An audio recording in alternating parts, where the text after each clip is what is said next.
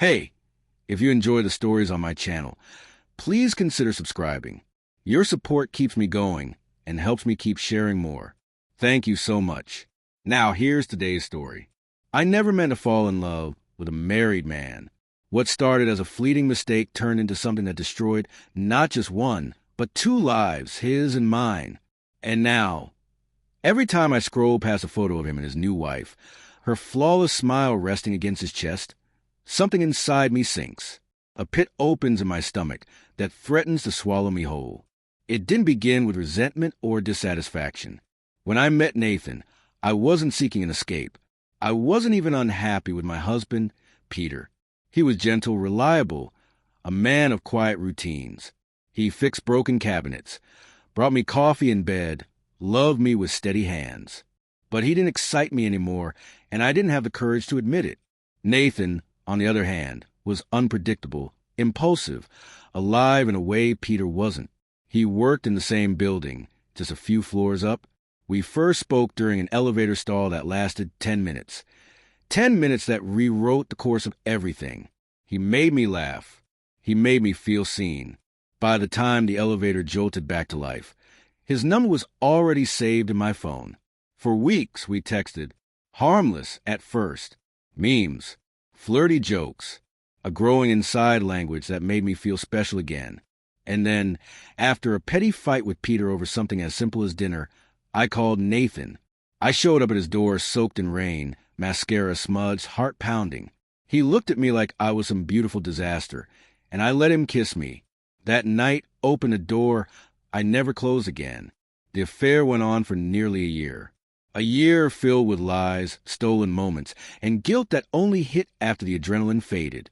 Nathan told me he was separated, that his wife had checked out emotionally. I clung to that lie because the alternative made me a villain, and I couldn't bear that truth. Eventually, Peter found the emails, dozens of them. I hadn't even deleted them.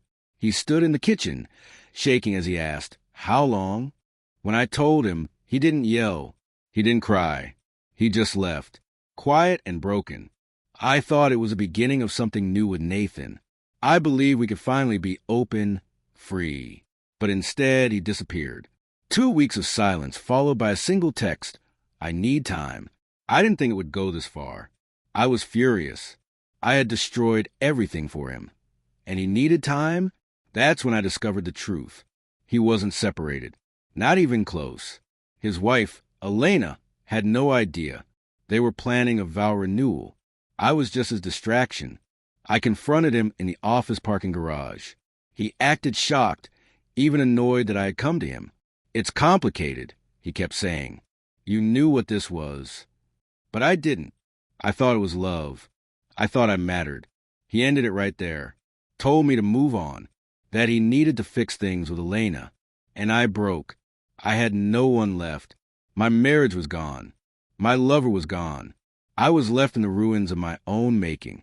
I moved out of the apartment Peter and I once shared and rented a small place across town. I started therapy. I tried to rebuild. But life wasn't done teaching me lessons.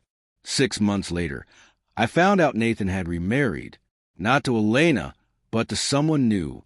Riley. Young. Innocent. Sweet. I know this because I still check his Instagram. I can't help myself.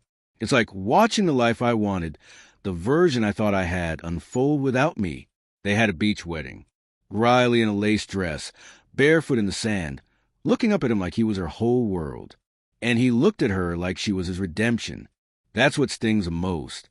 He got a clean slate, a new story, while I still carry the ashes of the one I burned. Peter never reached out again. I heard he moved out of state, started working for his brother's construction company, and is dating someone new. I hope she gives him peace. The peace I took from him. Most days I function. I make coffee. I smile at coworkers. I even flirt. Sometimes.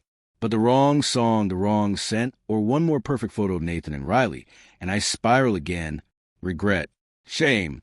Emptiness. I try to justify what I did. That I was unhappy. That Peter and I were drifting long before Nathan entered the picture.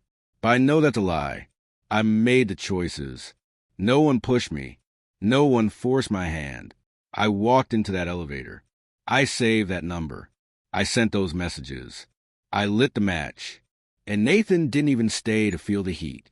Sometimes, I wonder if he thinks about me, if he ever feels guilty, if Riley knows who he used to be.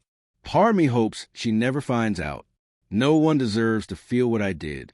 But another part of me, one still bitter and aching, hopes he does. One day, I'm not proud of my story. I never planned to share it. Too painful, too shameful. But maybe someone needs to hear it. Maybe it'll stop another woman from stepping into an elevator, thinking a spark is harmless. It's not thrilling. It's not glamorous. It doesn't end with love.